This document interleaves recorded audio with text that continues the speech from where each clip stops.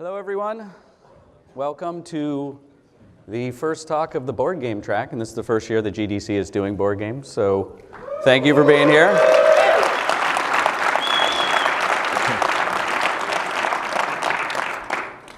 I am Rob Daviau. This is Matt Leacock, and we are here to talk about Pandemic Legacy. If that's not what you meant to hear, you're in the wrong room. Oh, sorry, I'm not supposed to wander past here to stay on camera. You're going to fall off. Okay. Before we begin, I'm just wondering, or we're just wondering, it's hard to see with the glare, how many people have played at least some of Pandemic Legacy? Whoa, okay. How many people played all of it? All right, get on it, the rest of you. Who has not played it? Just so I know it's all the people who haven't, but I just show hands. Okay. We will not be largely and mostly spoiling anything in Pandemic Legacy because it is a board game with spoilers. We will talk elliptically about various things, so if you've played, you'll understand what we're talking about, and if you haven't, if you do choose to play and you get to it, you'll say, oh, that's what they were talking about. Anything else before we get on? No, I think that's a perfect start. Okay.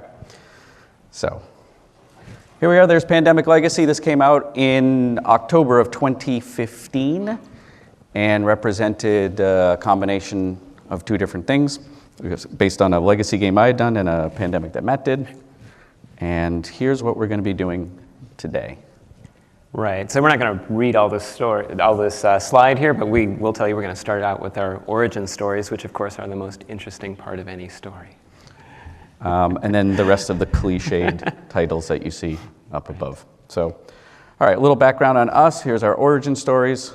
So I'm Matt Leacock. I'm a former user experience designer. I've been a designer of one type or another for most of my professional career. I worked in the Bay Area for about 16 years in Bay Area companies like Yahoo and AOL, Netscape. About 2.5 years ago, I left high tech full-time to go full-time into board game design, and these are some of the games that I've designed in the meantime.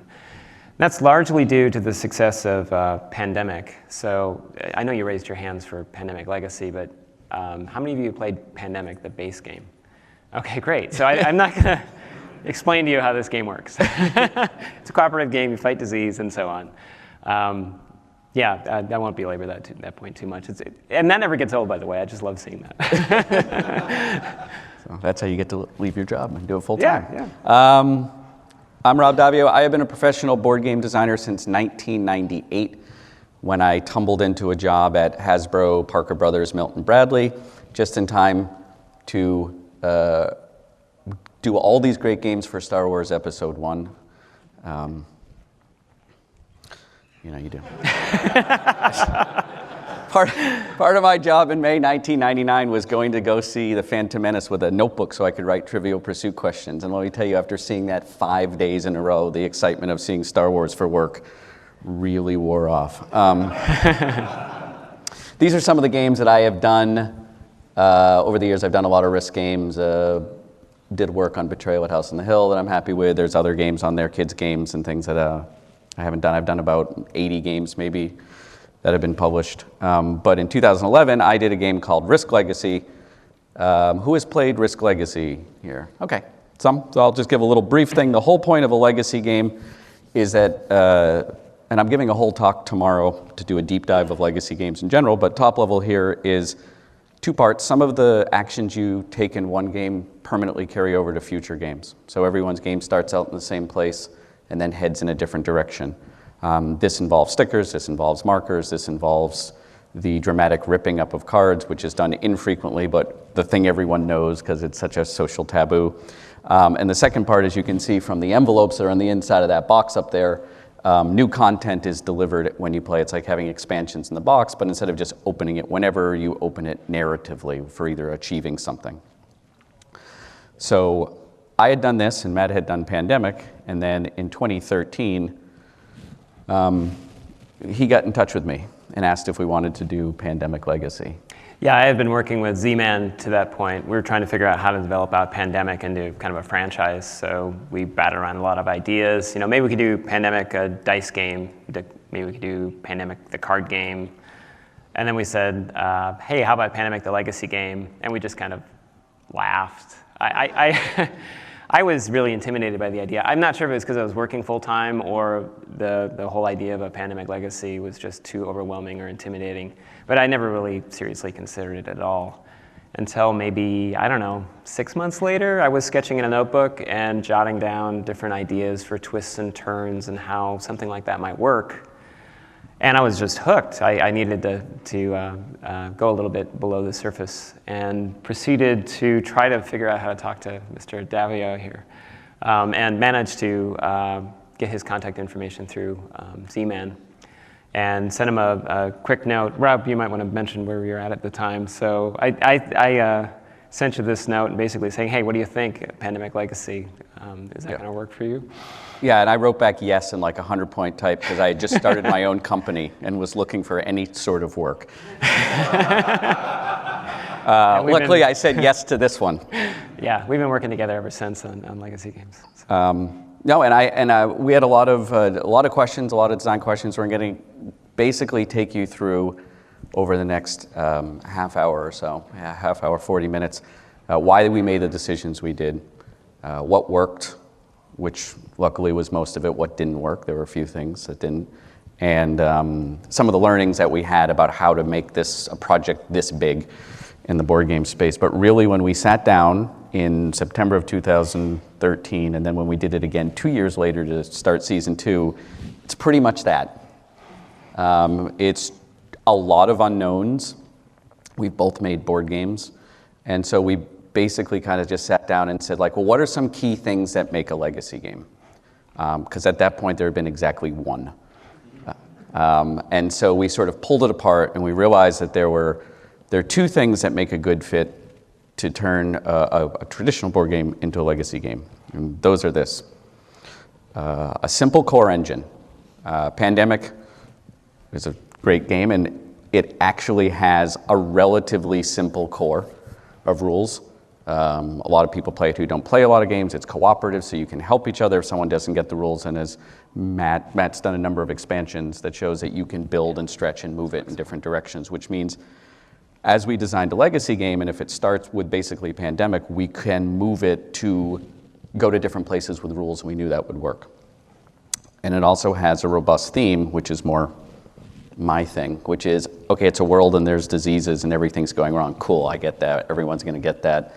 It sounds like a fun way to torture players as you go through this experience. Yeah, it wasn't like trying to make a legacy game out of Bridge or something, or Uno. You know, there's a world there. There's a good underpinning for a story. So that's the first thing. Like if for a legacy game is like it needs to start out relatively simple and then build on top of it with and have a story that builds on top. And if you go back and forth, because when we design, we will get stuck on the rules and the mechanisms, and then we'll figure out what the story is, or we'll figure out the story and then get stuck and then go back and forth. And really, when we design, there's a lot of back and forth between the two. Right. So with Mr. Risk, roll a lot of dice, Star Wars Trivial Pursuit storyteller, and clean Euro guy, we were hoping for this combination. Smooth chocolate and peanut butter. Delicious, right? There was a very big fear that we were going to end up with that. I just love how that glistens. I have no idea. Just get that slide off the screen. Matt is weirded out every time we practice. Okay. First question. So I mean, the big question was like, how do we do that? How do we string 20 games in a row and make them kind of work together? There were a lot of unanswered questions about how to structure it. No one had done a cooperative legacy game before. And so we looked at a number of different options. This first option. Well, the first option is doing what I did in Risk Legacy. So in Risk Legacy, players play games, and there's a number of envelopes with triggers on them, in the sense of it tells you when to open it. And if you remember from the box, or if you played, it opens up and the box stays open like a pizza lid open, because that's supposed to remind you of things that are available. So if you're like playing and then you see it and you're like, I want to go for that. I get into this in detail tomorrow. I really underestimated what a draw that was. I was just like taunting them with Christmas presents, right, to go for. But what you end up with is you end up something where you have the players in the middle in control, and then each blue circle represents like a new story bit, a new twist or turn where new rules are brought in. And sometimes you have to go through a darker circle to get to the lighter circle. And then when you're done, there's kind of like just an ending off to the side, like, oh, hey, you've opened everything, it's done.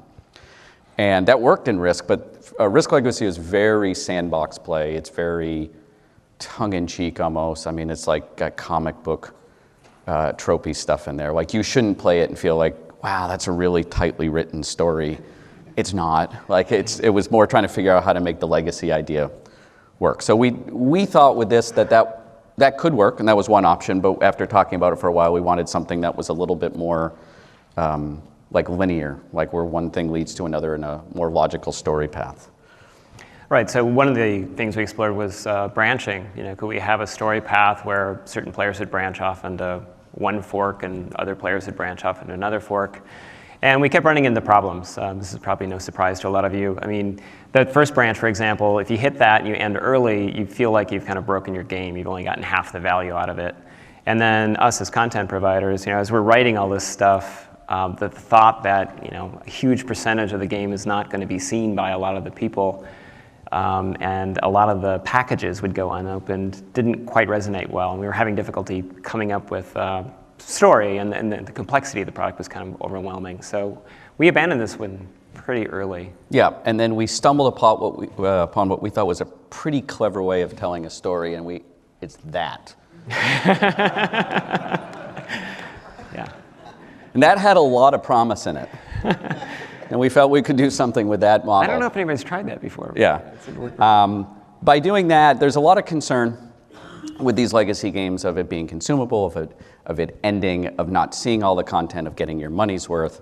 And so by getting away from branching and by doing this, we could allow people to see almost all of the content, but in slightly different ways. So group A might make certain decisions that let them deviate from the path, and then we kind of pull them back, and it goes back and forth. So it's one continual road where you take this little meandering journey through it, and then group two would do that. So at the end, when they talked about their experiences, they all basically had the same experience, but made different choices along the way. So it felt a little different. And that gave us a lot of narrative control to try to tell a story, and also to figure out when we were building rules, okay, like A happens, and then B happens, and then C happens, but there might be gaps in between, but it let us have more control when building it. And that turned into... Yeah, the trick then was trying to figure out how to actually enroll that in the game. How do you do that when typically you take the game off the shelf, you play it, and then you put it back on the shelf, and the next time you take it out again, it's the same game. How do we unveil this new material? And we came up with this concept of a legacy deck, which basically you go through from top to bottom. You start on this big stop card, which is inspired by the SAT tests, put your pencils down. And then you just flip through the cards one at a time, and we could gradually unveil new rules and new characters and so on, and other surprises as the game progressed forward. Yeah, it also leads to the very fun rule in the rule book saying if you drop it on the floor, get someone who's not playing the game to put it back together in order, which might be the first time that's been written in a board game rule book. So we had that, and we were like, okay, that's going to work. That's going to deliver things in the order that we want them to. But how many games? How many games do people want to commit to? And this is an interesting sort of like product proposition question rather than a game design question. It's like if we give you 100 one-hour games, boy, we're promising a lot of content, and no one will finish. Right? Like it just will wear out its welcome. If we give you 6 amazing games, many people will finish and then complain that they weren't enough. So there was a big question. When I had done Risk Legacy, I had just randomly picked 15 games. Well, not randomly, I gave it some thought. That turned out to be a pretty good number.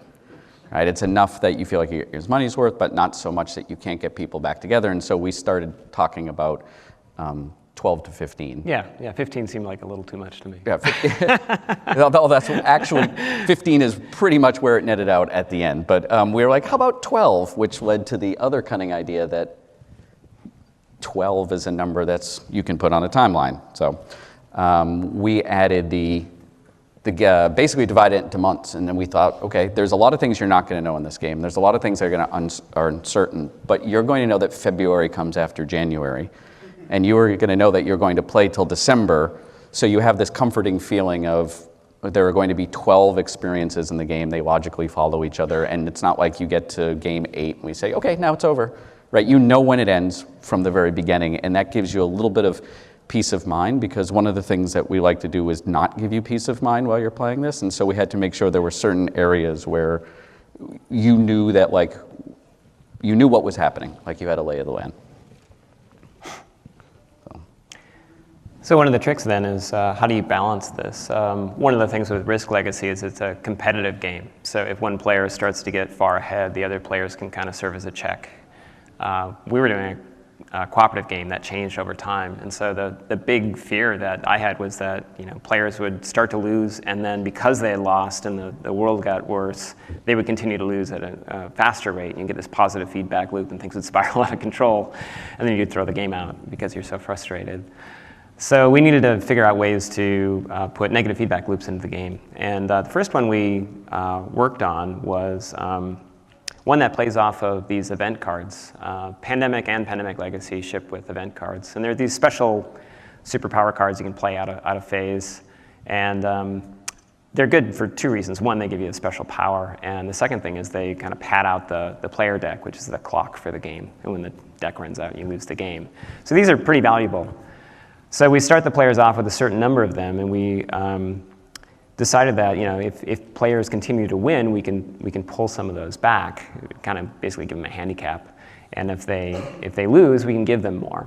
And we needed to come up with some sort of like rationalization or story reason for this, and so we came up with the notion of funding. Basically, if you win a game, the powers that be determine, of course, that you're doing so well that we're going to cut back your funding, and you get fewer cards. And so, but if you lose a game, this stuff needs to be contained, and you get more budget. So, kind of a tongue-in-cheek way of basically just modifying the number of cards you get up and down. And here's an example of a game calendar, people keeping track of game after game, and getting more cards as a result of losing, or fewer as a result of winning. And what's funny is that actually came out of a play test. You can sit and we can talk to each other all day long, and then you get into a play test and you come up with the idea that you never would have had play testing. And this was just an attempt to make my friends feel less bad, right? They were play testing and then they lost the game and they're like, oh, that's horrible. We were about to win and we lost. And it was just like, you have more event cards, you have more funding. Play again, please. And they're like, that sounds great. Consolation prize, yeah. And then I get on my phone with Matt. I'm like, okay, I think this worked. Hold on. We just did something.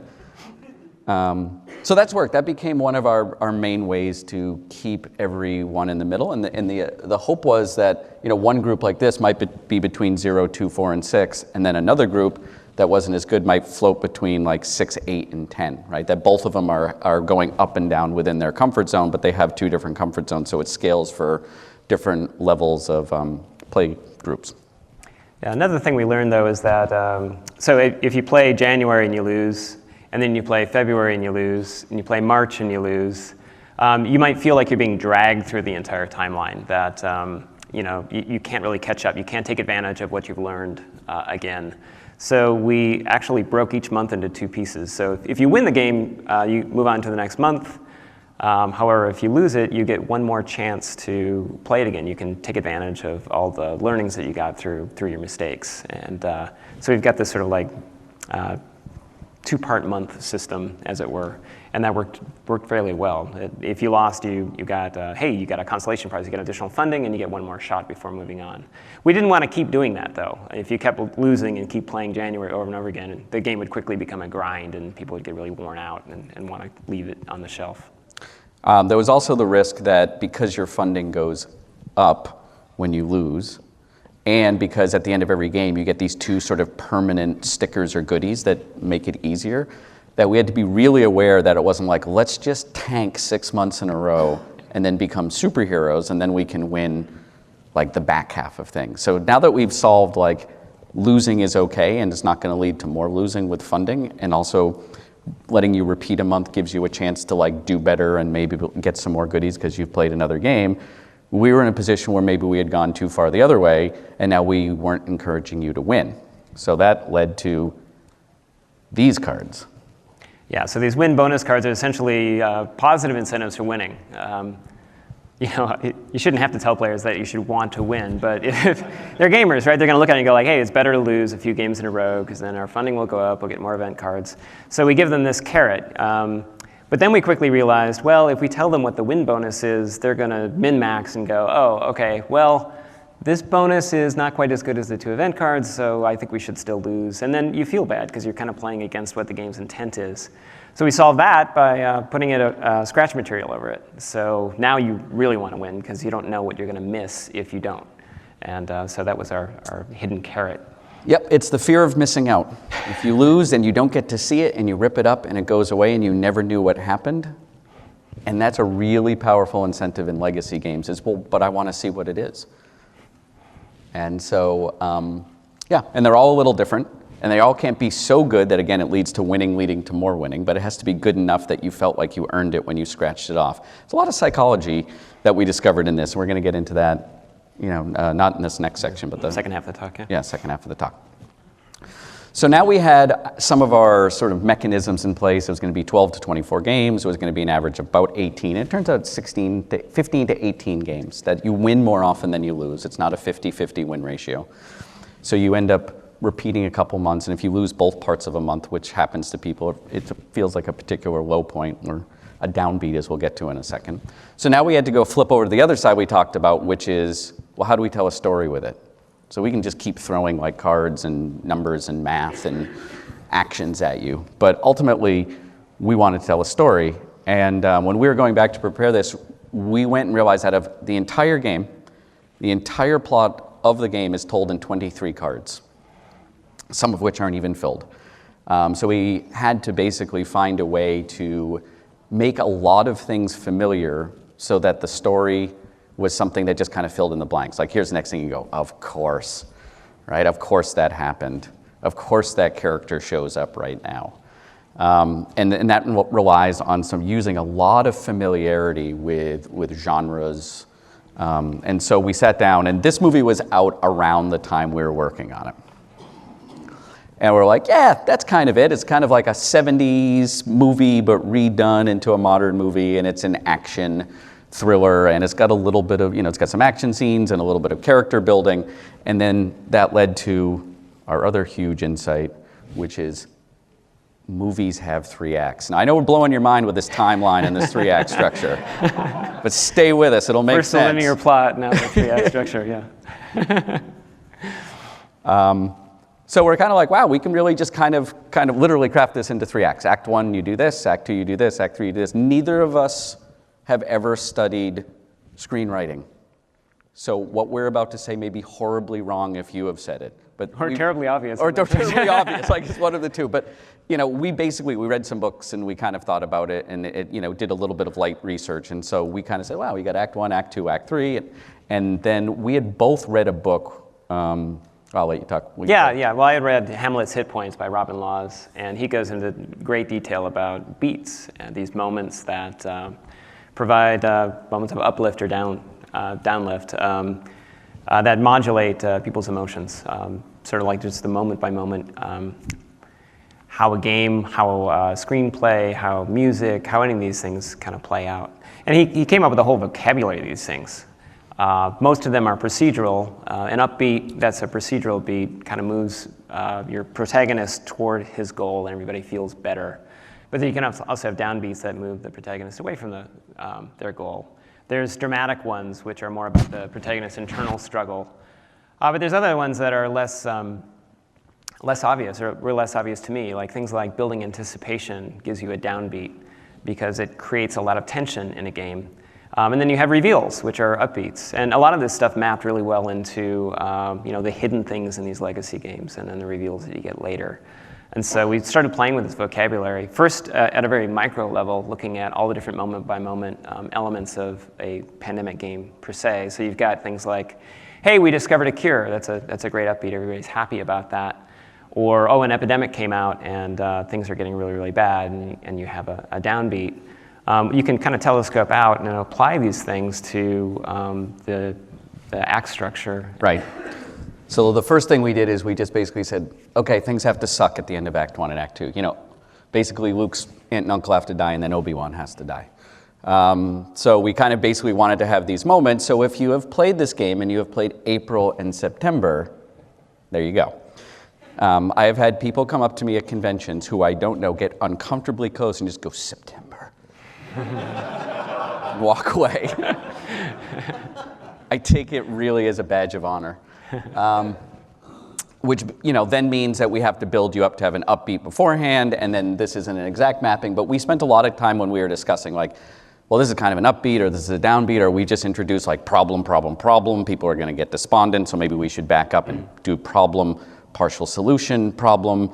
How much do we introduce at the beginning of a game? How much do you introduce at the end of a game? Because if you finish February, and the next thing you do is March, anything that happens after February and before March is sort of in the same place, right? It's going to happen before your next game, but if you do it at the end of February, you're finishing up your game, and we give you something then, it's like a cliffhanger that you're going to live with until you decide to start March, and sometimes it's right away, where if we do it at the beginning of March, you have no time to process it. Like the game started, and you're sitting down to play, and you're like, oh, here's some new information, and it feels like you're off and running. And it's a subtle difference, but sometimes we found with our playtest groups that moving them from one to the other provokes like different upbeats or downbeats. Yeah, it was like taking the beats that I had looked at within a game and looking at how they could be applied to the connective tissue that kind of glued the games together. And it leads to a lot of that kind of like binge play or the page turner effect, where you get to the end of the chapter and you want to move on to the next one. Which is all well and good if we were doing like a screenwriting 101 class. But we aren't, right? It's like we were talking about that, like about how do we get these things into a game itself, and many months were spent, and then we, realized pretty soon that we had an old friend. Yeah. So, how do you do this in a board game? We were able to leverage the legacy deck for this. Initially, it was just a way to kind of parse out characters and other components and new rules and so on. But we were able to kind of slice it in with story cards, in addition to the other components. Okay. Yeah, so each game starts with, and this is going to be a spoiler if you haven't played, we're going to show you the top card of the deck. I apologize. There it is. These things called mission briefings, which lets us set the tone of what you have to do. This is, there are 12 months, there are 12 of these, so it's about half of the story content just takes place at the beginning of each month. And we tried to pack a lot into each one of these, right? So, the first sentence is, hey, you're a veteran. The drill. We want to reward you because you've played Pandemic. So we're all like, you got this. And then we're like, you're causing problems. We're just going to kind of frame it up here in case you're not paying attention. Well, that's not so good. What's that? Mutate faster than usual is not really that comfortable. And then we have someone looking into that. I don't know what that means, but that might be comforting. It might not be comforting. But don't panic. For now, keep it under control. You got this. And okay, panic a little, right? So one of them may mutate beyond our capability. So in 2 or 3 sentences, we kind of cheated and put an M-. So, but we communicated a lot of the tone that we were trying to do. And they were fun to write these. And if you finished, and you still have them, I encourage you to go back and read them again, knowing what you know. So that was one of the ways that we could basically squeeze a lot of narrative into a short space. And we were limited. I mean, we didn't want to have, okay, let's start. And you read a card. You're like, where did, a book in card form was not what we were going for. Yeah, I mean, one of the themes here was just trying to do a lot with a little. So the game ships with a bunch of stickers. These are psychological scars that you put on your character. And we don't have a lot of room on these because they're small. They've got to go on the cards. We have quite a few of them. And there's localization to consider. The character count expands, when you go to other languages. So, how do you get this stuff across? It turns out that just having a single keyword like insomniac or fear of small planes is enough of a hook to really get players role-playing, or it provides so much more story hooks than just the raw mechanism that's on the card. So it doesn't take a whole lot to really unlock story elements. No, all of you who play these games want to tell a story. So if we just say reduce your hand limit by 1 card, you're like, okay. But if it's like, why do you only have 6 cards or 5 cards in your hand? It's like, because I can't sleep.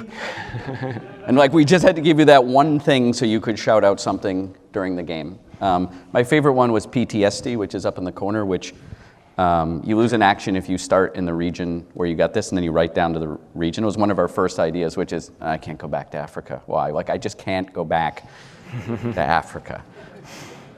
Which leads into the psychology of what we were trying to do, and that's That's this next part that we're going to get into. So we've talked a little bit about the structure, and we've talked a little bit about how we arrange the story. But let's get into the psychology, because it's very different in one of these games, because you're committing to kind of go on this journey with us for 15 games.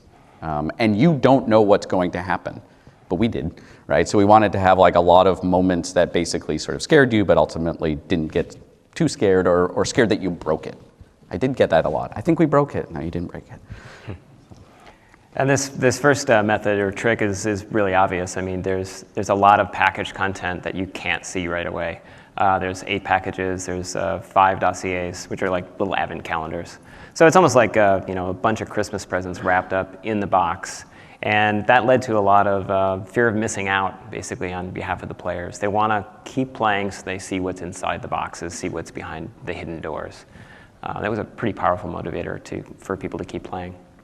And it's actually interesting psychologically, because you want to keep playing so you see what's in the packages, but people won't open the packet. Like, well, I don't have time and my friend's moving away. I'll just open them up and see what happens. Like, no, you have to finish, except for you. You did. But that was for work. Sorry. So the next thing we did psychologically was we wanted you to care about these people in this world. And you care about things by giving them names. When you name something, you own a piece of it, and now you care. So the medic is fine. You probably played lots of Pandemic where you're like, I'll be the medic. But that medic has a name. He's Pedro. And Pedro has feelings, and he has a past, and he's got a friend named Wallace up there in the corner. He's got some other things going on that we've redacted for people who haven't played. And you can see down below that Pedro might end up with a couple scars. He might end up not sleeping well. He might become afraid of airplanes. And the reason that we do this is we want you to have these little stories. We want you to have attachments. And so as you play with these characters and they go on their journey, it's much more interesting, because people are more interesting than things. And so most people here are people, and so you understand how they work. And so like by basically giving you these little moments to imprint and bond on things, then, and get attached to it, you cared more. You want to do this one? Yeah, why don't you take this? Okay. So going back to our old friend, the up and down beats. I don't know if you noticed, but what we like to do in this game is we like to give you a downbeat, which is, here's a new problem. Like in January, we give you a problem. And you're like, this is a bad problem. We don't like this problem that you gave us. And then in February, you struggle with that new problem. And it's a lot of work to try to fix it. And it's really distracting you. So then at the end of February or the beginning of March, we give you a tool to make that problem easier. And because you've just struggled with it for a month, you're like, oh, that's good. That's going to help. That power's going to help. That person's going to help. Okay, this is fantastic. Oh, they've just given us a new problem. And so we constantly give you a problem, let you struggle, give you some tools, give you a new problem, let you struggle, give you some tools, and just kind of repeat this process, not quite so formulaically, but basically over the course of the 12 months. But as the problems mount, even though the tools mount, you don't have enough time or resources to use all of them. So you're in a position of like, what do we use the tools for? What do we not use the tools for? And that's part of the legacy experience, where Group A might choose to spend a lot of time on positive mutations so that they don't have to deal with diseases, where other people will use tools for other spoilery things so they don't have to deal with those problems over there. But either way, you don't have enough tools to make the game easy. You're just choosing which things are easier for you and which things you have to work with. But there was that upbeat, downbeat of problem, struggle, solution that we gave you. We were able to pull off a lot of these psychological tricks, I think, because the players trusted us. And in order to build that trust, we designed in some safety nets into the game. This is box 8, or package 8, one of my favorite things in the game. When you open up the box, one of the first instructions you read is to take this sticker that you see here off the sticker sheet and put it on box 8. We don't say why that's important. We don't really spend a whole lot of time on it, but it's the absolute first thing you see and the first thing you're supposed to do. And so you know internally, hey, this is kind of important. And if you read it, it says, open package 8 if you lose 4 games in a row. It's just one simple sentence, but it provided just tremendous amounts of value to us. As you can imagine, we had a lot of playtesters, and some of them would lose a game and get a little frustrated. Then they'd lose another one and get frustrated. if they lost that third one, they were about ready to, consider their $70 purchase a complete waste of time, shred the thing, be embarrassed, put it on the shelf, or say nasty things about, at least Rob on Twitter. He gets all the mean tweets. But we were able to get around that by just including the single sticker, basically. So now if you lose those 3 games, you're like, okay, we lost 3, we suck. But at least we didn't have to open up package 8. It kind of sets its anchor at 4, which is like, okay, 4 is bad. But also, that, hey, if we do lose 4 games, at least we get to open the present. We get to open up the package and see what's in there. And there are things in there that are going to help you. So you open it up, and there is a safety net. There's some material in there that will help you get your game back on track and get you back on the rails. And so it's a very simple solution, but provided just a tremendous amount of value to the game. Yeah, and I do see a lot of people when they write, talks about this, like we struggled, we didn't do a good job. At the end, we feel like we didn't do that well, but we didn't open package 8. Right. So they feel good about it. So as you can imagine, this is just a sheer joy to play, test, and balance. And so we're going to talk a little bit about how we did that, which is the following talk. I just really like that pun, I'm sorry. It was very early and it made me laugh too hard. All right, so this is something that Matt taught me, so Matt will. So I came out of user experience design in the Valley, where we did a lot of usability testing. And we started to do some ethnographic research at Yahoo, where we'd go into the field with cameras and record people using our products. Since then, everybody got these smartphones. Everybody's got a camera phone in their pocket. And I just started taking advantage of that. So for the last, 3 or 4 years, I've been asking people who are blind testing to take out their phones and just record themselves as they're playing the game in their, on their kitchen table. And it's amazing the kinds of data and how valuable that information is. In addition to just, I'm always surprised at how relaxed people are in this environment because they're using their own equipment, they're in their own home. I've got video of people like smoking pot in front of me. This is before it was legal, like on camera, recorded, sent to a stranger that they don't know. Just really relaxed. So you get very naturalistic feedback on it. And you get feedback that you wouldn't get from a self-report form or just from analyzing the raw data. So one of my favorite moments from this group was actually watching them open up a big reveal at the end of Act 1 in an early version of the game where the thing just landed like a ton of bricks. It was just a dead beat. They looked at each other, they shook their heads, and you would never see that on a feedback form, but they were just, it did not work for them at all. And we knew that we needed to rejigger the story. This wasn't a mechanical thing, this is a thematic thing. And it's something that we just wouldn't have been able to internalize and really empathize with if we hadn't seen it on camera above the table. So so we just get a ton of feedback from that. Yeah, so what we do is every time we have a version ready to go, we find somewhere between 2 to 4 groups. And those groups will play as many games as we have done. So we might only have like January through March or January through July. They record every game, and then they upload it as they play.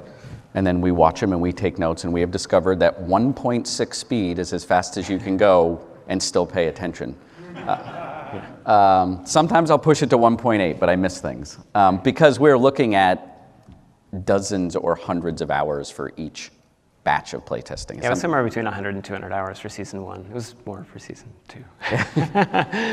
And so that turns into the wonderful world of game design, which is a giant spreadsheet of notes and anecdotes, whether it says observation, which might lead, if you see the green, a design idea, red is an issue, the time code, because he'll watch like maybe group A and I'll watch group B and we record the timing, so if I see a note on his, I can go to the video and do it.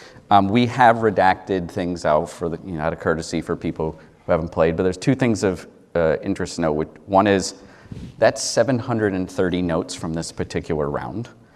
And you get things like this. How do you exhibit abnormal thoughts? This was a throwaway comment from one playtester. So the end of Act 1, there's something that's revealed, and the card had said, they're exhibiting abnormal thoughts. He goes, how do you exhibit abnormal thoughts? I'm like, That's a really good point. So the final card says they're exhibiting abnormal behavior. Never would have caught that, because like I wrote it, that made perfect sense. Everyone read it, unless someone on the video was like, made this comment, and then it got recorded here, and then we're like, yeah, that should be fixed. So you find these tiny, tiny things. Right. So another thing I like to, just for myself, to keep myself honest, is to note all the observations and issues separately from the ideas. Because often I'll watch a group that I'll be sitting with, and I'll have tons of ideas, and I'll write down all the ideas. But I'll just sweep all the issues under the rug. I just want to make the game better, cut to the chase, just put the good idea in. But then you find out that the good idea is not so good anymore, and you throw the idea out, and you've lost track of the issue. So just kind of like bracketing all this stuff, bracketing the ideas over here and the observations and the issues really helps keep us honest, I think, when we're doing it. So this catches many interesting things. We're going to kind of show you something that was on the editing room floor from season 1. So as you get to the middle of the game, those of you who have played, we ask you to go search for things. And it's a relatively simple little side journey that we wanted you to do. And the final game shipped with a simple little side mechanism by which to do it. But we got so caught up in the design when we were first doing it, it's like, people are going to want a whole new game to break out right here. Like, you're like, and so we designed this thing. This is one of, I think, 3 different, well, probably more than that. We lost like a month trying to create, like, you're at a game and another. Now, obviously, this isn't the final graphics, but he had this idea because pandemic, takes place in the world, and then you go to cities. And so we wanted like, we want you to search Paris. Well, so we're going to zoom in, and there's going to be like a city block card, and now it's going to be almost like a tactical mini game where you're moving, and there's AI stuff moving. We were so delighted. It was kind of cool. It was also just kind of stapled on the side of the game. It didn't really make any sense at all. Right. You need like a whole other table, right, to manage this and stuff. So we noticed very early on that every time, this was about June, I think it comes out. You just watch the players kind of deflate when they had to pull this stuff out. And then they're like reading it, and then the whole thing comes to a stop for 20 minutes, right? Like right in the middle of a 45-minute game, you have a 20-minute break, which is horrible. So anyway, we kept simplifying and simplifying until we made it as simple as possible. And then everyone's like, this is great, thank you. But we had never shown that before. It took us a while to find it, and we were laughing last week when we pulled that out. Like, yeah, that was a great idea. So then after we get those 700 and some odd observations, we have a lot of phone calls. We live on opposite coasts, so we use video conferencing. And we go through each one, and we talk about it, and then we turn it into a punch list that's smaller, but still pretty big of things we want to do. So here's one list of all the changes we made coming out of a playtest. It's deliberately so small that you can't read it here, but when this talk is up later, you can go through and see all the notes if you're so inclined. Yeah, so all the issues and ideas get converted into really prescriptive, very specific things that we can do, and we sign up for them and knock them off. And do all the, I don't know. I've got a little bit of an agile background, so we're able to, apply some of that. It's easier for us because it's just the two of us. We can do it all in Drive, but we can be pretty efficient this way. But some stuff does get through. This next card actually slipped through the cracks.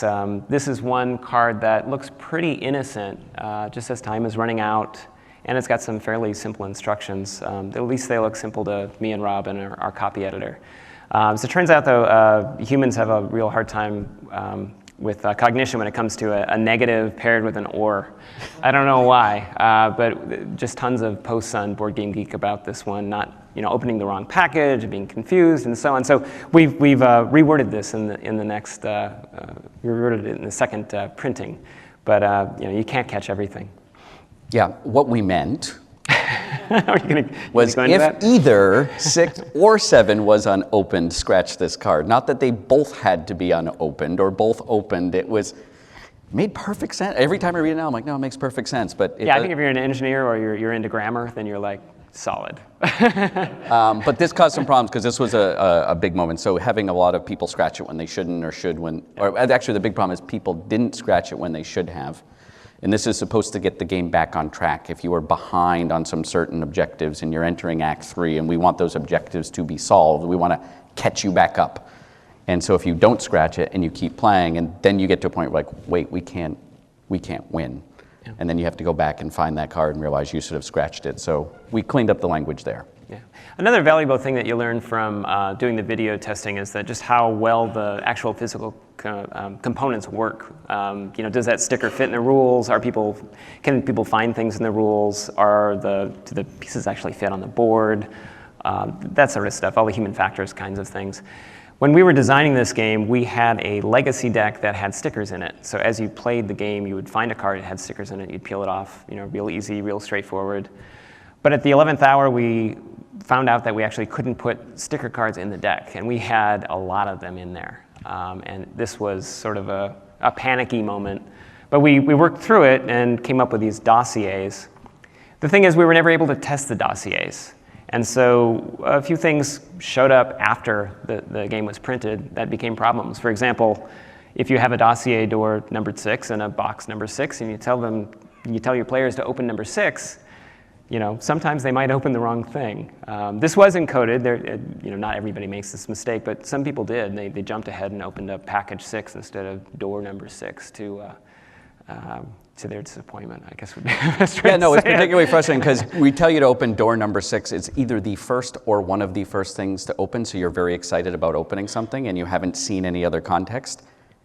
Package 6 is probably the last thing I want you to open by mistake at that moment. Yeah.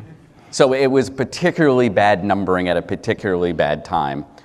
And the lesson here was that this kind of testing with video and actually physical components can unearth some of this stuff.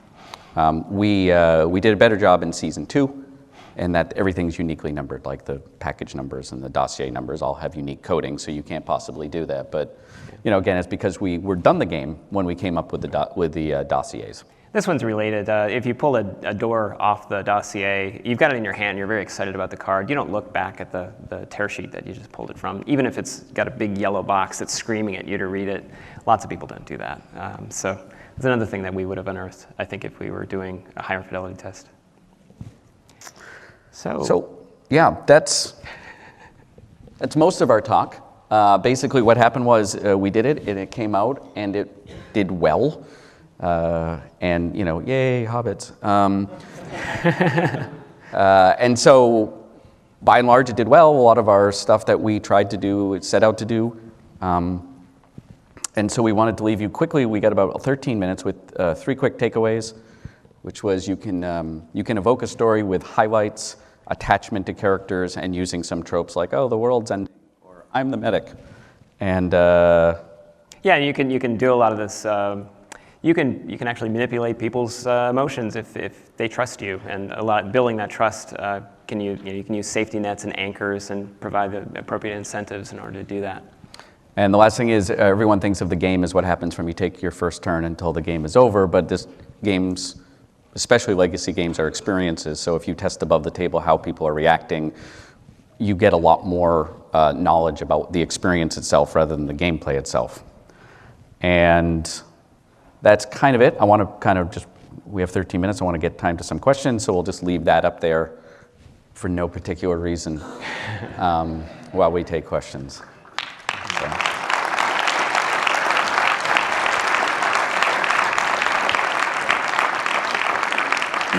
So there are 2 mics if you want to come up. Why on earth did you make me destroy so many cards? I trusted you.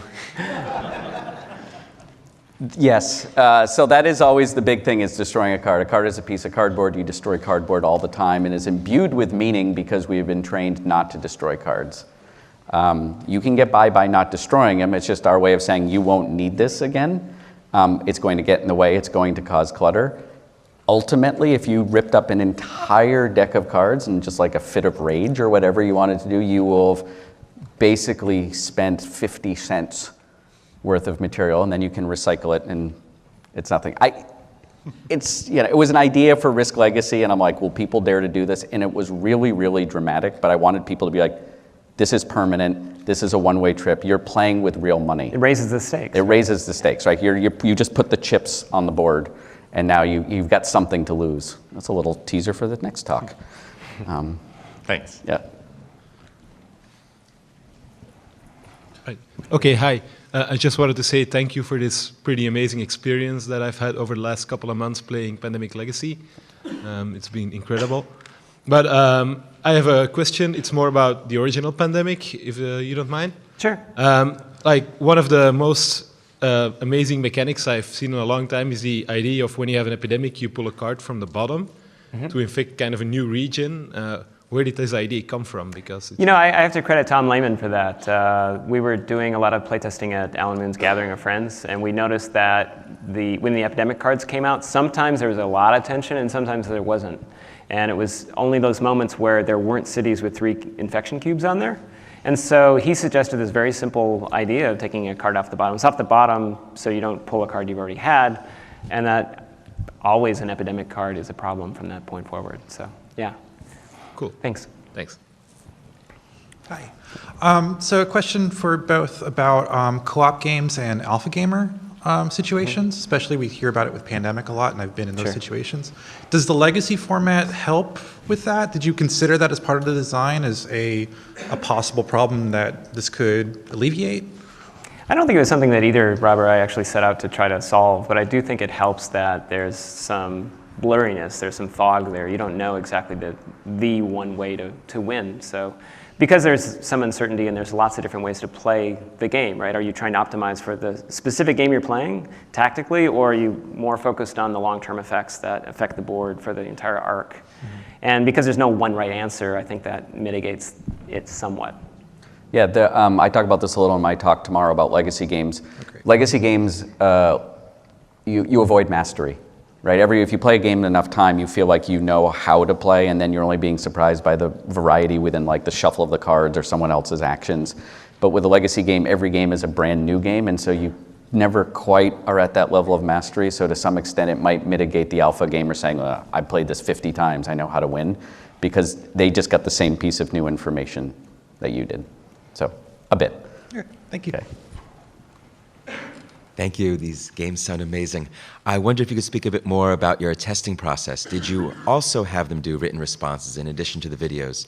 And how did you compose those questions, given that you were also going to see their entire game on video? I think we did virtually no self-report.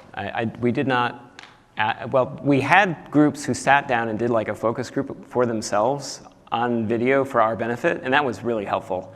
But I don't think Rob or I actually composed any questions for them to answer directly. We did collect some data for win-loss and that sort of thing, but most of it's on the tape. I mean, if it was, you know, we could look at the players and we could see their emotions. They didn't have to describe their emotions because they're authorities on that, but sometimes hindsight's not so great. So we just kept going back to the tape, really. And sometimes I think we go back to them and ask a question.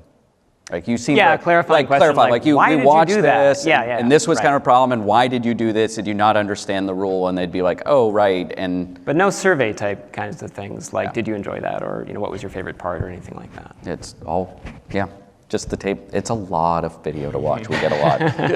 And we can watch who won, okay, first epidemic, second epidemic, finish the round.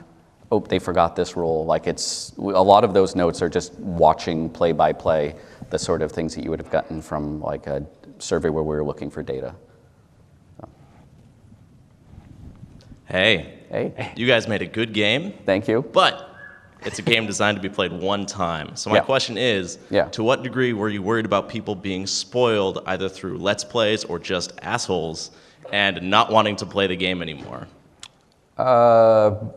Very well, I don't know, a bit, right? There's always a concern. With Risk Legacy, I was like, how much are people going to spoil it? And then I discovered that the gaming community just went, oh, here's a game with spoilers, cool, and then just didn't spoil it.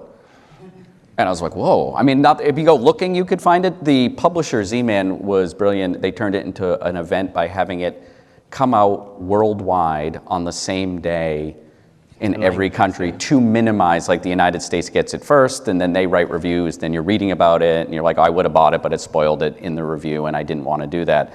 So Essen Game Fair in Germany is a big game fair in October, and it came out the first day of that, but it was in New Zealand and California, and I think Russia lagged a couple weeks. But other than that, so yeah, that was the way to avoid that. You don't play it once, you play it 18 times. Fair enough. Okay. I also have a spoiler question related to spoilers as a concept. What's the statute of limitations for you guys giving a talk where you're like, all right, we're going crazy. We're talking about every beat of the game. When are we going to get that full spoiler talk, if ever? Tomorrow? Okay. I don't know. Because I mean, like we all know Darth Vader's Luke Skywalker's father. Like, sorry, guys. What? But these are sort of the first games with spoilers, board games with spoilers. Yeah. So, what do you think it's going to be? The more honest question is probably pretty soon, and most people here have played it, and hopefully when we talked about Act 1 twists and Act 2 twists, you know what we were talking about, but just to save it from the people who had heard about it and wanted to play it. But I'm guessing sometime in the next year, I will talk about Season 1 much more honestly, and then Season 2, will be out and we won't talk about that.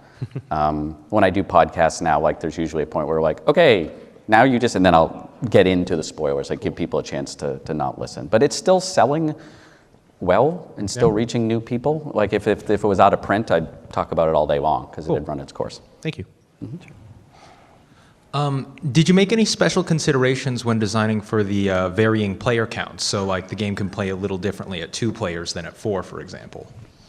It's a pin. I don't think we did, actually. I mean, at first it was going to be a 3 to 4 player game, but then we realized that it's a great couples game because it's easy to field a team.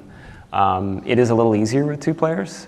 You can play it with 2 characters each if you want, but no, we kept it simple. So yeah, you can play right out of the box just like you might play Pandemic with fewer characters. So cool. Thank you. Part of the reason for that is Pandemic had been tested with 2 to 4, and also we didn't feel like giving ourselves any additional design challenges by having different rules for the player count. Yeah, multiplied over the complexity 15 didn't really games. have the payoff. Yeah. Okay, so we got 2 more questions, and we got 4 more minutes. Before we take the questions, just want to remind people to fill out your evaluations. You can tell I was a teacher at one point. Fill out your evaluations so that the GDC has a sense of how this new board game, talk branch is going for future years. Yes, I was wondering if you could speak to a moment about your sort of difference in experience between balancing a competitive legacy game and a cooperative legacy game. In particular, how that was balancing against, for lack of a better term, an AI versus balancing between actual other players. You should probably take that. Yeah, so in Risk Legacy, I made the assumption, which worked most of the time, but not all the time, if player A kept winning and they were getting bonuses which led to them winning more, then players B through D would gang up on them and bring them back to the herd. And because the game goes in so many different directions, I needed the players to act as policing agents.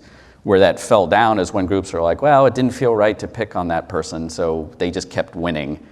And then the game would go off the rails. So I knew that lesson coming in here, but we really did have this fear, and we spent time at the beginning talking about it of you're on the ground in the fetal position, the game's just kicking you game after game. You're just well, and it turns out that funding worked and solved 90% of our problems in that point. And allowing you to pick 2 things at the end of every game that would help you in the next game. And if you lost the game, you get a free game to try it again, gives you 2 more things than if you had won the game, if that makes sense, were just about enough to kind of work. But it was a lot of fingers crossed and then watching the playtest and never seeing it, or if it went off the rails, we knew why. Thank you. Yep. So really quickly, talk about materials, if you would. All these playtests, hundreds of playtests. Oh, God. Did corporate pay for all these stickers and tearing up cards and everything? And what would your advice be for the garage developer trying to develop we both work out of our homes as garage developers. No, we just built it ourselves. When we have to send out 4 prototypes, towards the end when you have the full kit, we make actual dossiers. My wife, God bless her, hand cuts perforations into the dossiers. I'm more of a scorer. She's like an arts and crafts person. No, but they're very time consuming. There are some tricks. I mean, early on I would print out stickers and put them on actual cards. We got a lot of Pandemic sets and actually used those card backs. For Season 2, it was almost exclusively card sleeves because they're much easier to change out. There's a lot of print-on-demand services, but we don't typically do that because the iteration cycle is too long. A lot of money as well. So I don't know, it's 10:59, and the 2 of you sort of came up. Who's first? What? He was first. Okay, if you've got a 5-second question, we can give you a 5-second answer. Thanks for the talk, by the way. Just had a question. Did you guys consider doing stuff like cross-campaigning, like two groups of players influencing the same board or some stuff like that? Yeah, we like a challenge. Figured, yeah. No, I've thought about that. People have come up to me with like, okay, now that you've mastered this, like how can we raise the stakes? It's entertaining, but we haven't planned it. So, okay. Thanks. Thank you. Thanks.